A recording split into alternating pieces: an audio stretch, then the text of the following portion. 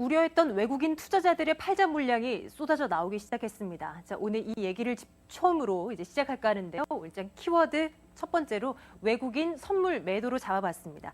선물 시장에서 외국인 투자자들의 매도 규모가 4천 계약이 넘더라고요.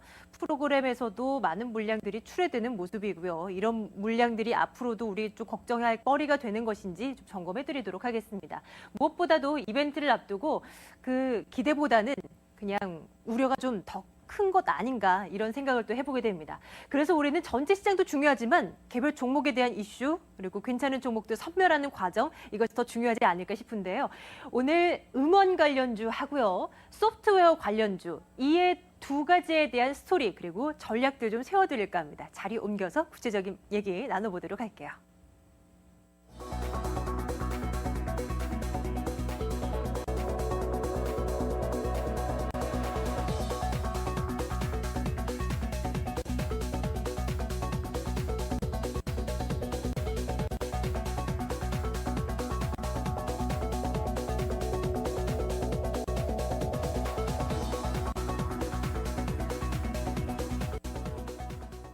자, 일단은 전체적인 시장 흐름 분석해드리도록 하겠습니다. 오늘도 MTN 김종규 애널리스트와 함께하겠습니다. 어서 오세요. 네, 안녕하십니까? 네, 외국인 물량이 좀 이제 겁이 나요. 선물 시장에서도 그렇고요, 현물 시장에서도 그렇고 오늘은 믿었던 기관마저도 그렇게 도와주지는 않는 모습이고요. 좀 어떻게 되고 있는 건가요? 그동안 꾸준하게 말씀드렸던 이 시장의 상승을 유지해 주었던 시스템, 이것이 붕괴되면 시장에 좀 위험할 수 있다라는 말씀을 꾸준히 드려왔고 경계 네. 신호를 한 2까지는 올려보자라는 말씀을 제가 지난주에 드렸습니다.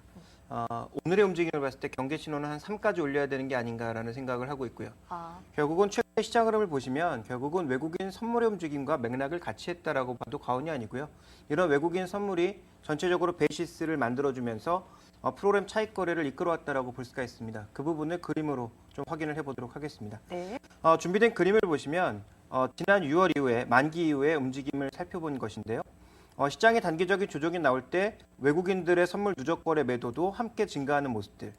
전체적으로 하락시마다 그와 같은 흐름들이 동일하게 나타나는 모습을 보여주었고 현재 구간에서 반대로 8월 들어서 굉장히 빠른 속도로 외국인 선물의 누적 매도 계약 수가 줄어들면서 시장은 급등해서 1900선을 넘어서는 모습을 보였습니다만 재차 또 탄력이 둔화되자마자 시장의 전반적인 움직임은 다시 둔화되는 그런 양상으로 전개가 되고 있습니다. 그리고 현물 쪽에서의 움직임도 살펴볼 필요가 있겠는데요. 최근 글로벌 펀드 동향을 살펴보시면 8월 초반에는 비교적 강하게 유입되는 모습을 보여주었다가 최근 들어서 조금씩 둔화되는 모습을 나타내고 있습니다. 현물 쪽에서도 외국인들이 살만한 요인이 펀드 쪽에서 보면 그렇게 강하지 않다라는 것을 알 수가 있고요. 그럼 결론적으로 외국인 선물 내일도 팔까요? 라고 물어보신다면 네. 그 부분에 대한 확신은 아직 없습니다. 왜냐하면 오늘 외국인들이 비교적 많은 계약수의 선물을 매도했습니다만 미결작정의 증가를 가져오지 않았습니다. 즉 신규 계약은 아니라는 얘기고 기존의 매수 포지션을 청산하고 있다는 얘기거든요. 네. 그렇기 때문에 오늘 미결작정만으로 봤을 때 외국인들이 추세적으로 시장을 떨어뜨릴 것 같습니다라고 얘기하는 것은 약간 좀 오버가 아닌가 생각을 하고 있고요. 다만 이제 기존의 매수 포지션을 강하게 청산하고 있는 그런 양상이어서 상승 탄력의 둔화 가능성, 즉 누가 주식을 파는 물량을 늘리게 되면 전체적으로 시장의 상승 시스템이 붕괴됨으로써 변동성이 커질 수 있는 가능성은 높아졌습니다는 절반 이상은 맞는 얘기다. 이렇게 봐야 될 것 같습니다. 예. 그러면 일단은 덱스놀 이벤트에 대한 기대가 확 좀 크게 줄어든 건 사실인 것 같습니다. 뭐에 기대해 봐야 될까요? 그럼 앞으로는요? 일단은 우리 시장뿐만 아니라 글로벌 시장 전체적으로 지금 그 기대감을 줄이고 있는 과정이라고 봐야 되겠죠. 예. 그래서 준비된 그림을 보시면 이제 외국 지수 중에서 대표적으로 볼 수 있는 게 미국의 S&P 500 지수, 닥스 지수인데 이러한 지수들도 최근에 저항선 부근에서 정체되고 있는 그런 양상이죠. 추가적으로 넘지 못하고 일단은 확인해 보겠다라는 그런 심리를 굉장히 강하게 나타나고 있기 때문에 위험 자산의 전반적인 상황들 그리고 주말 이벤트에 대한 기대감은 상대적으로 조금 낮아졌다라고 볼 수가 있겠고요. 그리고 이제 중요한 그 이벤트들이 8월 31일 날 끝나는 게 아니라 9월 초반까지 꾸준하게 이어진다는 거죠. 그래서 9월 3일 날 비정기 유로 재무장관 회의가 있고요. 9월 6일 날은 ECB의 결정이 있고 예. 그리고 그 이후에 12일 날 독일의 헌재 판결이 있고 그날 또 동시에 미국에서는 FOMC가 열리고요. 13일에는 우리나라에선 또 선물옵션 동시만기일이 대기하고 있습니다. 그렇군요. 네. 그래서 이 9월 중순경에 있을 여러 가지 이벤트들이 제가 보기엔 진정한 방향성이 아닌가라고 보여지고 있어서 이것을 확인하기 이전까지는 단기적으로 시장의 변동성은 좀 높아질 가능성은 있어 보이고 네. 만약에 잭슨홀이 시장의 기대를 채우지 못한다면 일정 부분의 추가 하락 가능성은 배제할 수 없다. 이렇게 봐야 될 것 같습니다. 그렇지만 그것이 하락 방향성이냐 거기에 대해서는 좀 더 우리가 논의를 좀 해봐야 되지 않나 판단하고 있고요. 예. 오늘 프로그램 매물을 일부 소화했지만 최근 들어왔던 4조 원 물량 중에 오늘 10분의 1 소화했습니다. 아직까지 안심할 만한 그런 단계는 아닌 것으로 이해해 볼 수가 있겠고, 자 무엇보다 중요한 건 뭐냐면 이번 9월 초반에 이벤트를 통해서 다른 것은 차치하고서라도 국채 매입 프로그램이 재개될 수 있느냐 이 부분이 가장 중요하지 않나라고 보여지는데요. 준비된 그림을 보시면 항상 위기시마다 ECB가 공격적으로 S&P 프로그램을 통해서 이 국채 매입을 해줌으로써 시장을 위기에서 건져내는 모습을 보여줬습니다. 이번에도 금융시장이 크게 흔들리는 모습을 보여준다면 이번에도 과연 재개될 수 있느냐?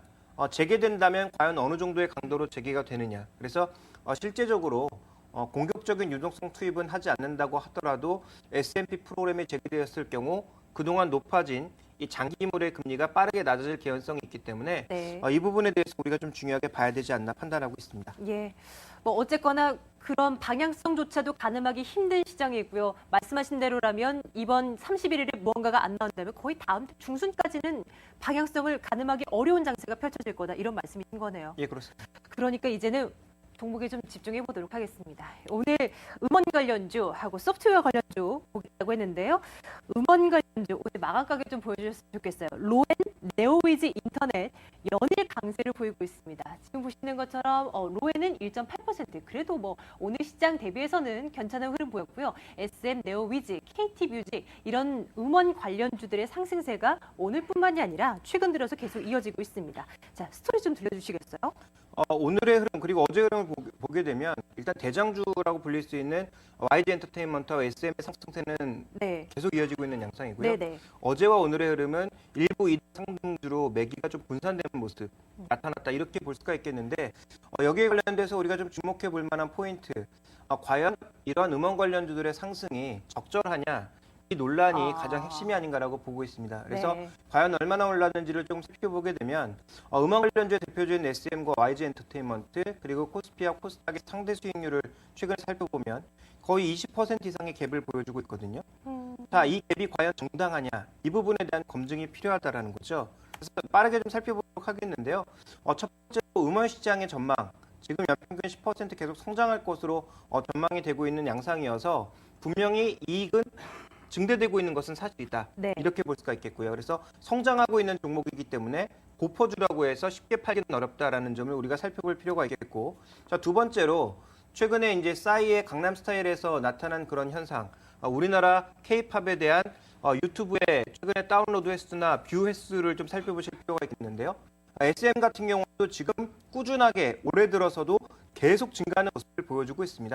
이것이 비단 싸이의 현상뿐만 아니라 뭐 SM을 비롯한 YG 엔터테인먼트 같은 선행 업체들의 지금 꾸준하게 나타나고 있는 흐름이라는 거죠. 그래서 지금 그동안 일본이라든지 아시아와 같은 우리나라 주요 업체들이 진출하지 않았던 국가들, 북미, 남미 뭐 이런 지역에서까지 같이 그 뷰수가 증가하고 있단 말이에요. 네. 그래서 이런 부분을 살펴봤을 때 시장이 기대할 수 있을 만한 요인들은 충분히 있다라고 볼 수가 있겠고요. 이것뿐만이 아니라 그런 인기 가수들을 찾는 그런 콘서트에도 사람들 많이 가지 않나요? 예, 그렇습니다. 그래서 콘서트 관객 수도 보시면 SM 같은 경우에 2012년 즉 작년 대비해서 거의 2배 가까이 늘 것으로 예상이 되고 있고요. 네. YG 엔터테인먼트 같은 경우도 빅뱅을 중심으로 해서 꾸준히 늘어날 것으로 예상이 되고 있습니다. 그래서 이 준비된 그림을 보시면 폭발적으로 증가하는 이 해외 콘서트 관객 수는 모두가 다 돈이라고 볼 수가 있겠고요. 실제로 네. 수익성이 굉장히 높다라는 측면에서 긍정적인 점이 있고 또 하나 이제 중요한 게 뭐냐면 지금 이 콘서트를 하고 있는 곳은 뭐 프랑스라든가 이런 데는 일종의 이벤트거든요. 돈을 벌러 갔다라기보다는 네네. 우리가 이런 것들을 하고 있고 너희가 관심이 있으니까 우리가 한번 보여주겠다라는 식의 네. 이벤트라면 최근에 집중되고 있는 일본이나 동남아 지역 쪽은 돈이 되고 있습니다. 그래서 돈이 되고 있는 타겟 마켓을 중심으로 집중적으로 가고 있기 때문에 이 부분의 수익성이 그대로 반영되고 있다는 거죠. 그래서 여러 가지 자료들을 살펴봤을 때 지금 선도업체를 중심으로 해서 분명히 이익이 성장하는 것은 분명하다. 문제는 뭐냐면 처음으로 다시 되돌아가서 지금의 이러한 성장 스토리가 깨지지 않아야만 현재의 높은 PER도 정당화될 수 있다라는 거죠. 그렇죠. 근데 이제 과거 사례를 놓고 보게 되면 뭐 G드래곤의 뭐 마약 사건이라든지 아니면 예. 뭐 이 그 연예인들의 이 돌발 행동으로 인한 그런 변동성 이것을 예. 우리가 배제할 수가 없기 때문에 이 종목들이 이끌고 있는 수급 주체가 빠져나온다든지 네. 아니면 전체적으로 그런 이슈가 발생함으로써 성장 동력에 상처를 입을 때는 빠르게 좀 내려올 준비를 해야 된다라는 거죠. 아직까지는 내려올 필요는 없지만 그런 것들이 발생하게 되면 선도업체를 중심으로 내려와야 될 것 같고요. 최근 시장의 흐름이 뭐냐면 선도업체가 가고 선도업체가 쉬면 그 매기가 다른 종목으로 돌아서 2, 3등 종목으로 번지는 모습이 계속 연출되고 있습니다. 그래서 투자 전략상 봤을 때도 이들 종목의 투자의 중심은 선도 종목의 2대, 선도 종목이 둔화를 보였을 때는 2등, 3등주의 거래량과 움직임을 보면서 전체적으로 매매하시는 게 하나의 좀 포인트가 아닐까라고 보고 있습니다. 그 소속 가수들의 돌발 행동 같은 경우는 예측하기가 너무 어렵잖아요. 그런 그렇죠. 것이 이제 네. 이미 뉴스화 됐을 때는 내가 가진 주식의 주가는 뚝 떨어져 있을 테고요. 그래서 전략 짜기가 참 어려운데 일단은 지금 수급이 받쳐주는 한은 이익 실현은 조금 더 노려봐라라는 쪽이시고요. 네, 시세 마무리까지는 우리가 미리 확인할 수는 없는 상황이기 때문에 네. 일단 올라탔다면 지금 구간에서 빠르게 내려올 필요는 없다. 그렇지만 여기서 추격 매수하기에는 또 어려운 부분 아니겠습니까? 그래서 예. 추격 매수보다는 일단은 보유자들 중심으로 아직 내려올 때는 아닌 것 같다라는 측면으로 정리하겠습니다. 예. 자, 또 하나 음원 관련주와 함께 소프트웨어 관련 업체들의 주가 흐름도 함께 보면서 좀 이야기를 좀 진행해 볼까 합니다. 최근 SNS 업체라든지 SI 업체 같은 관련주들의 흐름이 좋습니다. 뭐 한때는 정치 관련주로 이제 분류되면서 뭐 급등과 급락을 오가기도 했는데 관련주들 이것은 또 어떻게 분석하겠는지 궁금해요. 이거를 좀 의미를 확대해 볼 필요가 있을 것 같습니다. 물론 지금 움직이고 있는 종목군들 대부분 특히 예. SI 업체들 같은 경우에는 정치 관련주가 맞습니다. 펀더멘탈의 회복이라기보다는 어떤 일시적인 패션일 가능성이 높은데 네. 현재 이들 종목으로 설명할 수 있는 부분이 있어서 오늘 그 부분을 좀 얘기하고자 하는데요. 어떤 건가요? 최근에 이제 우리나라 보고서에도 굉장히 많은 내용들이 나오고 있는데 해외에서는 이미 활성화되고 있는 빅데이터라는 것에 대해서 살펴보고자 합니다. 빅데이터가 뭔가요? 이 빅데이터라는 게 뭐냐면 말 그대로 데이터량이 엄청나게 많다라는 거죠. 그래서 그냥 실례로 말씀드리면 2003년도까지 쌓여있던 데이터 양과 네. 2003년부터 지난 한 4년간 쌓였던 데이터 양이 똑같습니다. 그러니까 2003년 그 이전 그 수십 년간의 데이터 양과 수십 년이 아니라 수천 년이죠. 수천 년간 쌓였던 데이터 양과 네, 그 양과 최근에 이제 몇 몇년 년간 사이. 쌓였던 데이터량이 같거나 오히려 최근 데이터량이 더 많다라는 거죠. 간이 빅데이터를 할 수 있겠네요. 예, 그래서 이것이 데이터량을 보시면 과거에 이제 정형 데이터라고 해서 책에 있는 데이터라든지 네네. 아니면 뭐 보고서라든지 이런 것들의 이제 정형 데이터가 중심이었는데 최근에 SNS를 비롯해서 블로그와 같은 이런 굉장히 다양한 소스에서 데이터가 올라오고 있기 때문에 비정형 데이터가 중심을 이루고 있고 데이터량 자체가 워낙 많아서 이것을 어떻게 활용하는지에 대해서 시장이 굉장히 많은 논의를 하고 있습니다. 네. 이것은 모바일 때문에 나타나는 현상인데요. 준비된 그림을 보시면 1차 PC 인터넷 시대가 나타나면서 정보량이 전반적으로 증가했고 인터넷 종목군들도 크게 급등하는 1차 IT 버블이 존재했습니다. 2차 IT 이게 버블이 될지 실제로 매출로 연결될지 여부는 잠시 후에 얘기하도록 하고 이제 모바일 시대로 인해서 크게 성장할 것이다라는 그런 얘기가 나오고 있는데요. 지금 중요한 뭐 가트너를 비롯한 IT 쪽의 이런 조사 기관들의 자료를 보면 빅데이터 시장은 2015년까지 평균 40% 가까이 연간 성장할 것으로 예상이 되고 있습니다. 예. 실제로도 지금 보시면 이 빅데이터를 어떻게 조합해서 새로운 것들을 만들어내느냐에 따라 정보량은 무한대로 증가할 수 있는 상황이거든요. 근데 이제 여기서 과연 돈이 되는 정보를 뽑아낼 수 있을까? 이 부분이 핵심이 될 것으로 좀 보여지고 있는데 실내를 한번 보여드리도록 하겠습니다. 해외에 지금 우리가 이제 잘 알고 있는 SNS, 뭐 트위터도 있고 페이스북도 있고, 뭐 그다음에 이제 뭐 사진을 중심으로 하는 뭐 것들도 있고 여러 가지가 있죠. 근데 최근에 이제 순방문자 수가 가장 크게 증가하는 것이 핀터레스트라고 하는 겁니다. 네. 이게 국내 이제 사용자에게는 조금은 생소한 것이죠. 네, 그렇습니다. 어떤 SNS냐면 이제 서로 기호가 비슷한 사람들끼리 묶어주는 그런 SNS라고 보시면 됩니다.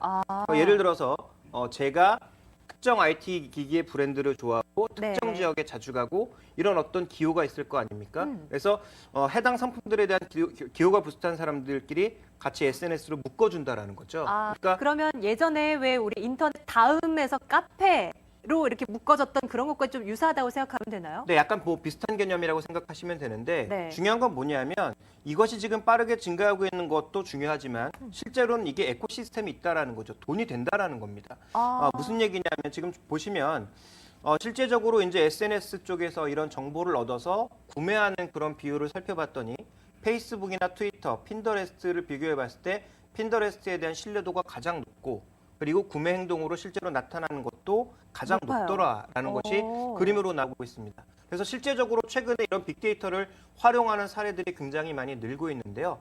관련된 영화도 있습니다. 그래서 투자 아이디어를 얻고 싶으신 분들은 관련 영화를 보시는 것도 좋을 것 같은데요. 영화 제목이 어떻게 됩니까? 머니볼이라고 혹시 보셨습니까? 머니볼이요? 예, 얼마 전에 남자 배우 이름이 제가 갑자기 생각이 안 나는데. 브래드 피트 영화 맞습니다. 브래드 피트가 나온- 야구 관련 예. 내용 맞죠? 예. 거기서도 일종의 이런 데이터를 활용한 것인데요. 이제 그 오클랜드 어슬레틱스라고 하는 팀 자체가 굉장히 네. 우스운 팀이었습니다. 그리고 구성된 선수들도 저 선수들로 과연 이길 수 있을까 생각했는데 지금 야구 얘기하시는 겁니다. 네. 그 우리로 얘기하면 이제 한국 시리즈 같은 네네. 이제 그런 시리즈까지 진출을 했거든요. 근데 이제 그게 왜 나왔냐면 과거에 이제 뉴욕 매치라든지 뉴욕 양키스 이런 쪽에서 사람을 뽑을 때는 성적이 좋은 사람, 스타성 있는 사람을 끌어오면 된다. 네. 이렇게 생각을 했는데 그게 아니라 데이터를 분석해 보니까 정말 필요한 사람들을 조합하는 것이 가장 좋은 성적을 낼 수 있더라. 그래서 굉장히 저가의 선수들을 모아다가 이제 큰 돈을 들인 팀도 하지 못했던 네. 그런 아메리칸 리그 뭐 디비전 시리즈 이런 데까지 진출하는 그런 성과를 3년 이상 거뒀다라는 거죠. 그래서 이 빅데이터를 잘 활용하면 돈이 된다라는 것인데 그런 돈이 될 수 있는 사업 기회가 이미 해외에서는 IBM 그리고 오라클과 같은 기존의 솔루션 업체들이 이 일종의 이제 벤처 업체들을 중심으로 흡수를 해서 최근에 굉장히 확산시키는 모습을 보여주고 있습니다. 그래서 이 부분을 고려해 본다면 우리나라에서도 분명히 좀 돈이 되지 않을까라고 판단하고 있는데요. 지금 올라가고 있는 SI 업체들 이런 업체들은 제가 보기엔 그렇게 뭐 돈이 될 만한 업체는 아니라고 보고 있고 예. 여기 이제 우리가 어떤 것들을 봐야 되느냐 이 빅데이터에는 플랫폼이 존재해야 되고요. 그리고 서비스가 존재해야 되고 소프트웨어가 존재해야 됩니다.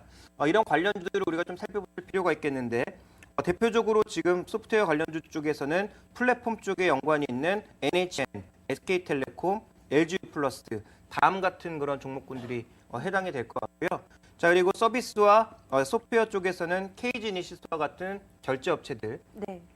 그리고 MD스테이크와 같은 경쟁력이 있는 인베디드 소프트웨어 업체들이 아마 포함되지 않을까라고 보여집니다. 아직까지 국내에는 이런 빅데이터를 가공할 수 있는 능력을 지닌 소프트웨어 업체가 없어서 다음이나 SK텔레콤 같은 경우에도 최근에 이런 개인화 서비스를 하고 있거든요. 대표적으로 이제 SK텔레콤의 T스토어라고 하는 것이 있는데 이 T스토어도 자기가 많이 활용하게 되면 이 사람이 어느 지역에 가고 어떤 상품에 관심이 많고 어떤 유형의 게임을 좋아하는 그런 데이터들이 축적이 되게 됩니다. 그러면 그 사람이 그 지역에 갔을 때 관련된 쿠폰이 자동으로 발행된다든지 네. 아니면 관련된 상품들이 나왔을 때 그 관련 상품을 계속적으로 광고해주는 그런 효과를 볼 수 있거든요. 어떻게 보면 나의 모든 것을 다 알고 있다라는 생각이 무섭기도 하지만 그만큼 편리한 세상이 온다라는 얘기잖아요. 말 그대로 이제 그게 스마트 아니겠습니까? 그래서 네. 이제 그걸 싫어하시는 분들은 다 이제 정보를 차단하면 되는 거고요. 네. 정보를 공개한다면 그와 관련 편리한 서비스가 나오게 되면 그것 자체가 돈이 될 수 있는 상황이겠죠. 광고도 끼어들 수 있고 그래서